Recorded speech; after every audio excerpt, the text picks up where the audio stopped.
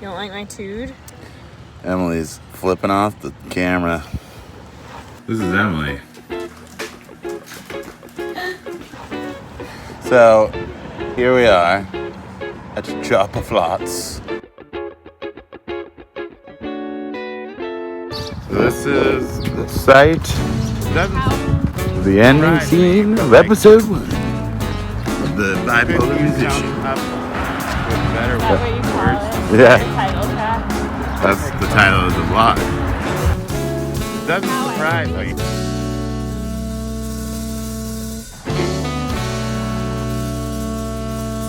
Surprise me. Well, like, You can call it. couldn't you come?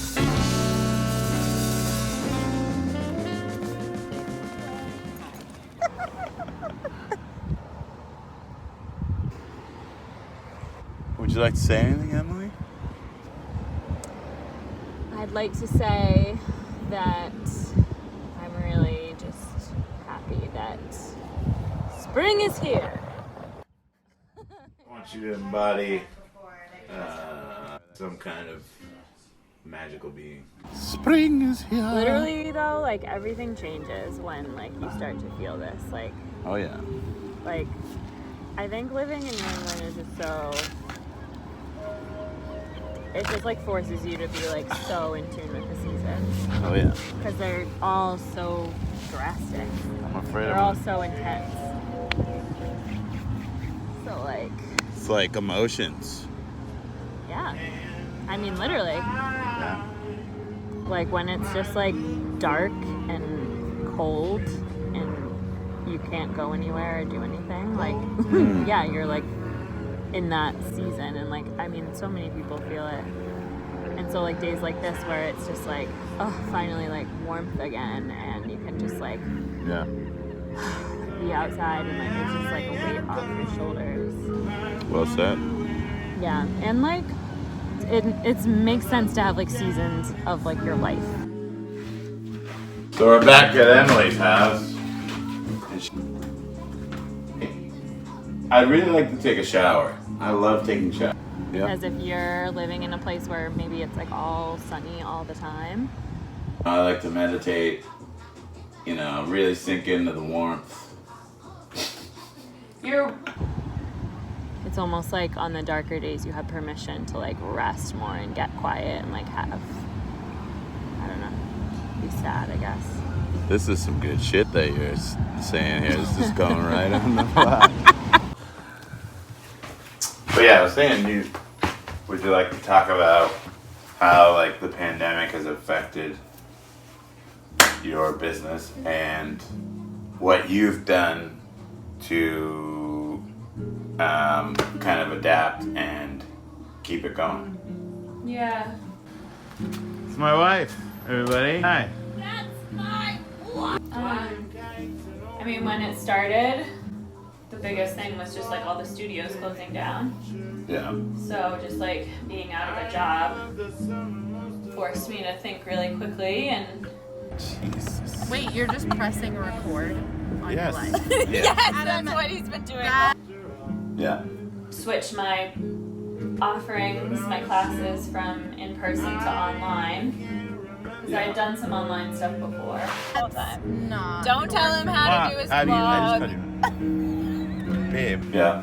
And then once the nice weather hit, okay, like how can I take it outside? And Emily is very, what's the word? When you adapt well.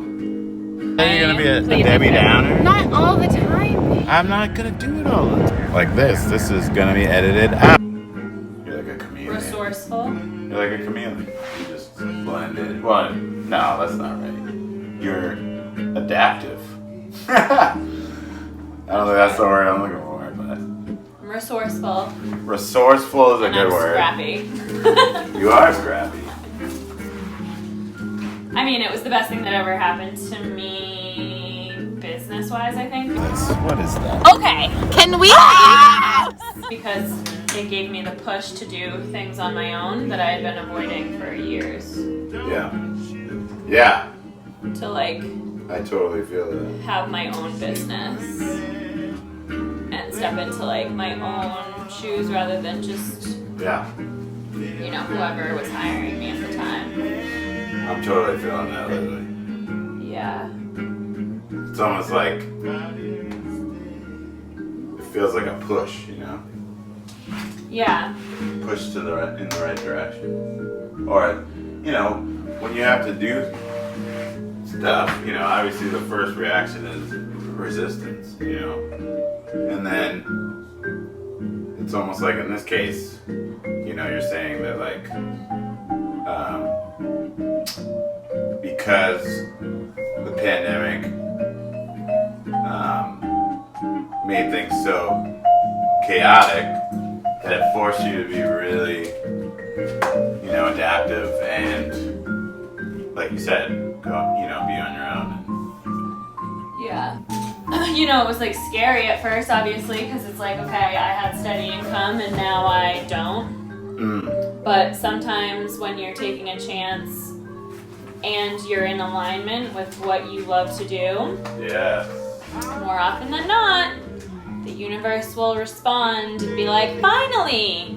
Emily, what do you say to people that think that's all a bunch of baloney? A lot of people I feel like don't actually believe this stuff. I mean, I say it's like equal parts trust in something, whether it's yourself, whether it's creator, God, the universe, whatever you want to call it, or yourself. Yeah. Equal parts trust and equal parts action. And that's when people are starting to like manifest stuff and like go for what they want, oftentimes it's either too much action and just like too much hustling, I'm gonna do this, blah, blah, blah, blah, and there's not enough room to like allow for maybe it will happen, but maybe not the way that you think, and like divine timing and all of that stuff. Yeah. Or it's too much of like universe lead the way, God lead the way, Yeah. and then there's no planning Right. and no. So it's often I find it's like either or.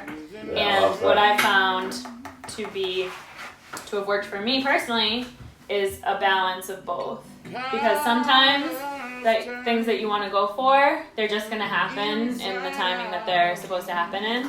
So sometimes if you're trying to like force something that's just like not in flow, you kind of have to like take it as that, as like, okay, this like isn't in flow for me right now, so I'm just going to like take a step back, because you never know what's going to like open up.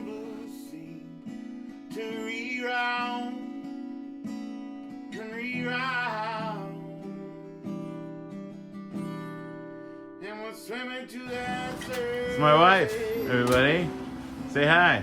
That's my wife. Hello. We're filming for the next episode today.